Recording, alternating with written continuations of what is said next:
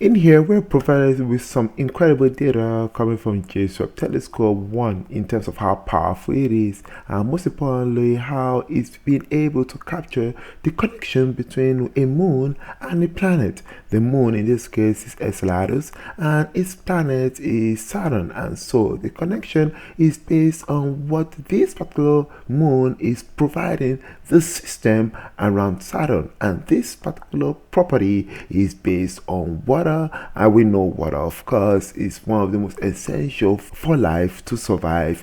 And this here is going to be an interesting take on how James Webb was able to capture this using some of its incredible instruments, and how sensitive these particular instruments are, and how they were able to come up with some rationale behind this relationship between these two bodies.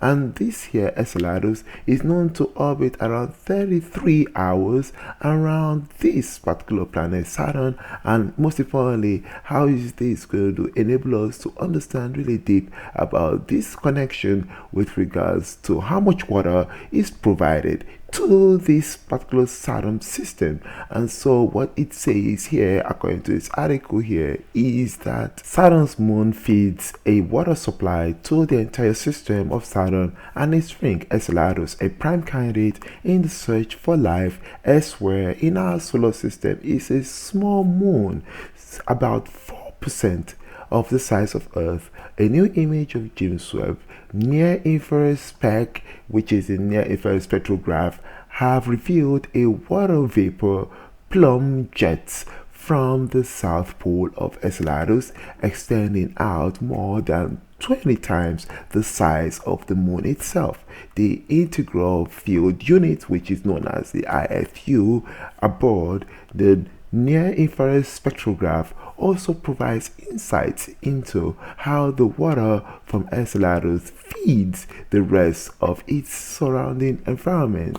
Now, Enceladus orbits the Saturn in just around 33 hours, like stated before, and as it does so, it sprays water and leaves behind a torus or donut of material in its wake. And this torus is depleted in the top diagram in light blue. Now, the James Webb IFU is a combination of camera and spectrograph.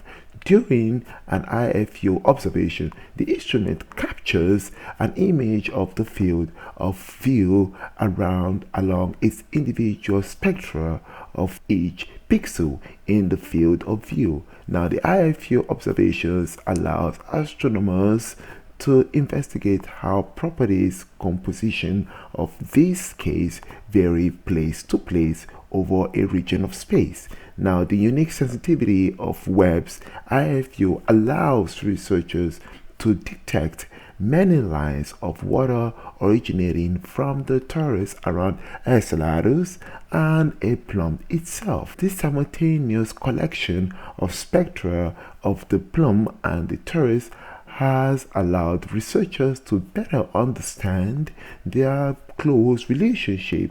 In the spectra, the white line are the data from Webb, and the best fit model for water emission are overlaid in different colors: purple for the plume, green for the area centered to the moon itself, and red for the surrounding torus. So that is a description of this image and the data that is coming off this particular incredible understanding of the connection between this particular planet here, which is Saturn, and its moon. And how that is one thing to think about is other moons around our solar system. How do they relate with their planet other than just night and day and maybe the sea levels and all that stuff?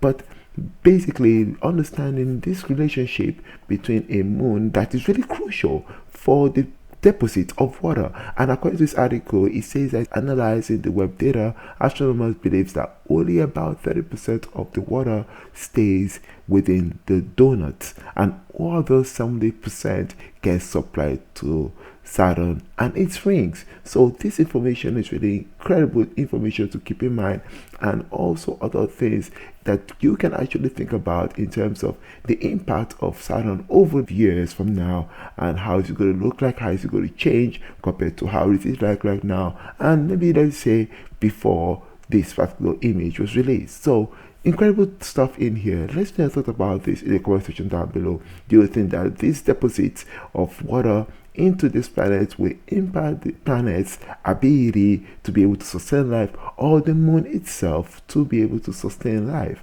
in terms of not only the water content but other variables, like for example its atmosphere, and many more to think about. All the same, I hope you found this really informative. Hit a comment down below, let me hear your thoughts about this, but that way we can talk to you soon. Stay smart as always, and believe in yourselves.